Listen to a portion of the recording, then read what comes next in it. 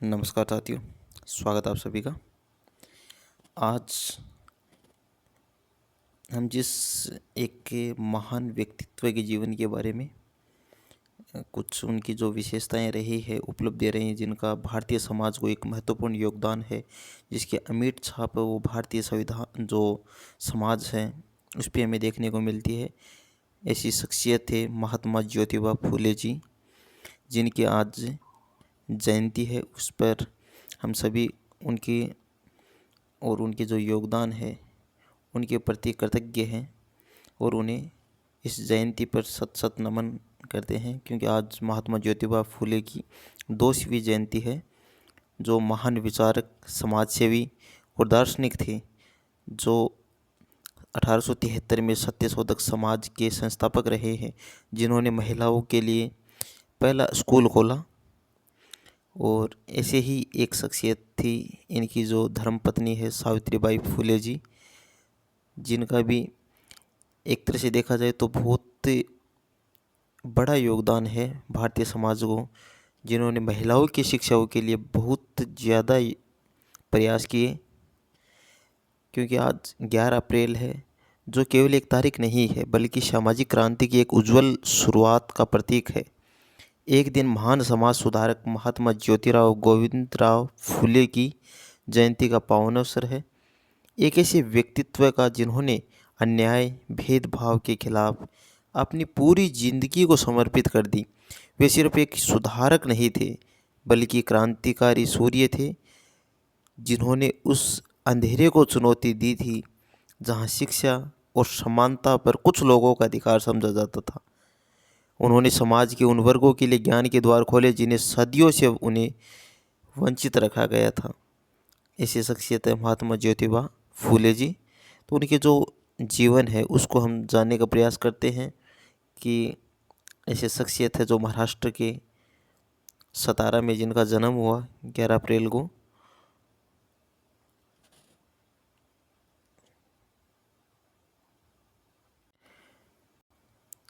तो शुरू करते हैं। महात्मा ज्योतिबा फूले जयंती पर विशेष जो हमारा जो व्याख्यान रखा गया है, उस व्याख्यान में हम जानेंगे कि जो शख्स थे वो समानता, न्याय और शिक्षा के जो अमर मूल्य है उनके प्रतीक थे। क्योंकि जैसे उन्होंने कहा है कि यदि आप एक पुरुष को शिक्षित करते हैं तो आप एक व्यक्ति को शिक्षित करते हैं, लेकिन यदि आप एक महिलाओं को शिक्षित करते हैं तो आप पूरे परिवार को शिक्षित करते हैं। ये अपने आप में उस समय बहुत ही बड़ी बात थी कि एक ऐसा क्रांतिकारी विचार जो उनके जहन में आया और जिन्हें उन्होंने एक तरह से देखा जाए तो सार्थक रूप देने का पूरा प्रयास किया और उसको धरातल पे उतारा उन्होंने। तो महान समाज सुधारक महात्मा ज्योतिबा फूले की 200 जयंती पर विशेष व्याख्यान। ये व्याख्यान उनके जीवन, संघर्ष और क्रांतिकारी विचारों को समझने का एक अवसर है, जिनका जन्म 11 अप्रैल 1827 में महाराष्ट्र के सतारा में हुआ, जिनकी आज 200वीं जयंती वर्ष 2026 है। उसमें हम देखते हैं कि उनके के परिचय के रूप में देखें तो एक युग प्रवर्तक का जन्म हुआ था इस दिन। और महात्मा ज्योतिबा फूले का जन्म महाराष्ट्र के सतारा जिले में एक माली परिवार में हुआ था। दोस्तों, बचपन में उन्होंने समाज की जो विषमताएं, जो अन्याय, उनको जो एक गहराई से महसूस किया था। क्योंकि जो भारतीय समाज में उस समय जो जाति व्यवस्था थी वो अति जटिल थी और अपने चरम स्तर पे थी। समाज में अस्पृश्यता, महिलाओं के प्रति जो भेदभाव था वो बहुत ही ज़्यादा एक तरह से देखा जाए तो समाज में फैला हुआ था। और जिसकी वजह से जो महिलाएं थी उनको दोयम दर्जे का समझा जाता था, उन्हें शिक्षा से दूर रखा जाता था, उनको पढ़ाई का अधिकार नहीं था। तभी उनके मन में एक विचार आया कि अगर आप एक महिला को अगर शिक्षा देते हो तो आप पूरे परिवार को शिक्षित करोगे। तो उन्होंने ऐसा ही एक जो विचार उनके मन में आया, उसी को सार्थक रूप देने के लिए उन्होंने महिला की जो शिक्षाएं हैं, महिला की जो शिक्षा व्यवस्था है, उसके लिए अपने जो अथक प्रयास किए।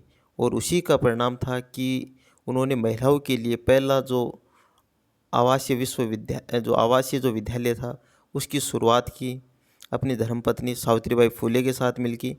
और सावित्रीबाई फूले जो थे वो भारत की पहली महिला शिक्षिका थी। ऐसे वातावरण में ज्योतिबा ने केवल उन कुरीतियों को पहचाना बल्कि उन्हें बदलने का पूरा साहस भी दिखाया था। तो आज 2026 में उनकी जो 200वीं जयंती है के विशेष वर्ष पर, जिसमें पूरे देश में उनके जीवन और कार्य को याद किया जा रहा है, जिसमें प्रधानमंत्री नरेंद्र मोदी जी ने भी उनकी जो पूरा जीवन का जो योगदान रहा है भारतीय समाज को, उसके लिए उन्होंने उनको श्रद्धांजलि दी। एक महान समाज सुधारक, क्रांतिकारी के रूप में जाने वाले, पूरे जीवन में दलितों, महिलाओं और किसानों के अधिकारों के लिए संघर्ष किया था जिन्होंने। महात्मा फुले का अगर जीवन देखा जाए तो संघर्ष और त्याग की एक गाथा है, जिन्होंने अपने पूरे जीवन में अगर देखा जाए तो जातिवाद और अस्पृश्यता के विरुद्ध जो आवाज़ उठाना, चाहे महिलाओं को शिक्षा के लिए अथक प्रयास करना हो, या सत्य शोध तक जो समाज था उसकी स्थापना करना हो, चाहे किसानों, मजदूरों, उनके अधिकारों के लिए जो संघर्ष करना था, जो आज हमारे लिए एक आदर्श के रूप में स्थापित है। ऐसे शख्सियत थे जिनका जन्म हमने देखा कि 1827 में महाराष्ट्र के जो सतारा जिला था उसमें उनका जन्म 11 अप्रैल 1827 को हुआ, जिनकी आज अगर देखा जाए 200वीं जो जयंती है वो आज हमें मना रहे हैं। और उनकी पहचान जो होती है वो एक समाज सुधारक, एक महान विचारक है जिन्होंने गुलामगिरी जैसी पुस्तक लिखी थी, और एक क्रांतिकारी जो कदम उन्होंने महिलाओं की शिक्षा के लिए उठाया था। एक ऐसी शख्सियत है जिनकी जीवन अगर देखा जाए तो हमारे लिए एक सीख है, जिसमें उन्होंने समानता की जो मिसाल है वो कायम की थी कि महात्मा फुले का जीवन संघर्ष और त्याग की गाथा है, जिन्होंने जातिवाद और अस्पृश्यता के विरुद्ध अपनी आवाज़ उठाई थी, जब समाज में ऐसा करना बेहद कठिन था। क्योंकि हम देखते हैं कि इस समय अगर देखा जाए तो ये सारी जो कुरीतियाँ थी वो अपने चरम पे थी इस समय, जिसमें अगर देखा जाए तो जो शिक्षा है, चाहे सामाजिक संगठन है, उनमें अगर देखा जाए तो दलित और जो वंचित वर्ग थे वो पूरी तरीके से पिछड़े हुए थे। उनको किसी भी प्रकार की ये सारी चीज़ें हैं जो उनका अधिकार है नहीं था। इसी विश्वास के साथ उन्होंने अपने जीवन को समाज सेवा के लिए क्या कर दिया था, समर्पित कर दिया था। उनके जो संघर्ष रहे थे वो जातिवाद हो, चाहे अस्पृश्यता हो, चाहे महिलाओं की शिक्षा के लिए प्रयास करने हो, ये सारे उनके जो प्रयास रहे थे। उन्होंने एक भारतीय समाज में एक समाज की स्थापना की जिसको बोलते हैं 1873 में, जिसकी स्थापना सत्यशोधक समाज।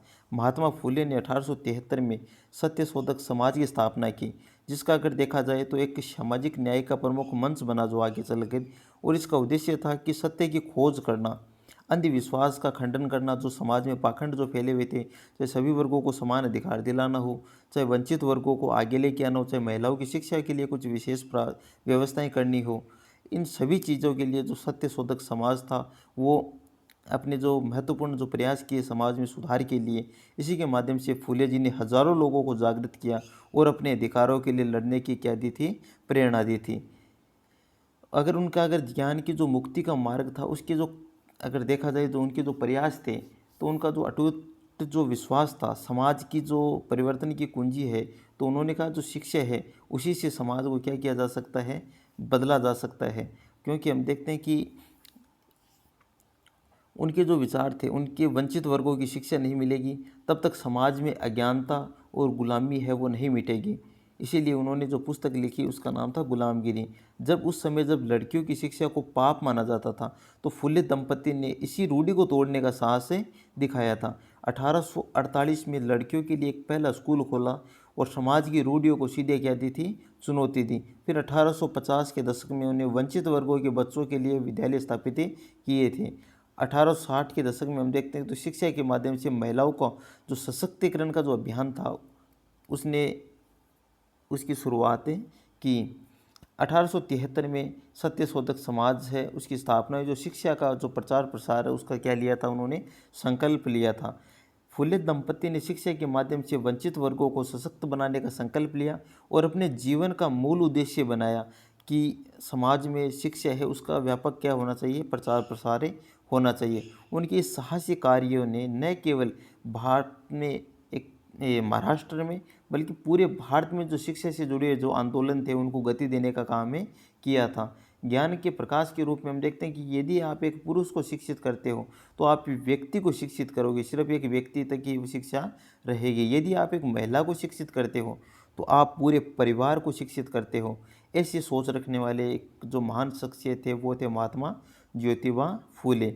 एक ऐतिहासिक तस्वीर उस पवित्र क्षण को दर्शाती है जब ज्योतिबा फूले को सावित्रीबाई फूले जो बच्चों को पढ़ा रहे थे, और जो 1848 में जब उन्होंने पुणे में लड़कियों का पहला स्कूल खोला तो समाज ने उनका एक घोर विरोध किया था उन्होंने, क्योंकि उस टाइम पे जो समाज था उसमें जो कुरीतियाँ थी वो अपने चरम पे थी। समाज में शिक्षा है वो सिर्फ कुछ लोगों तक ही सीमित थी।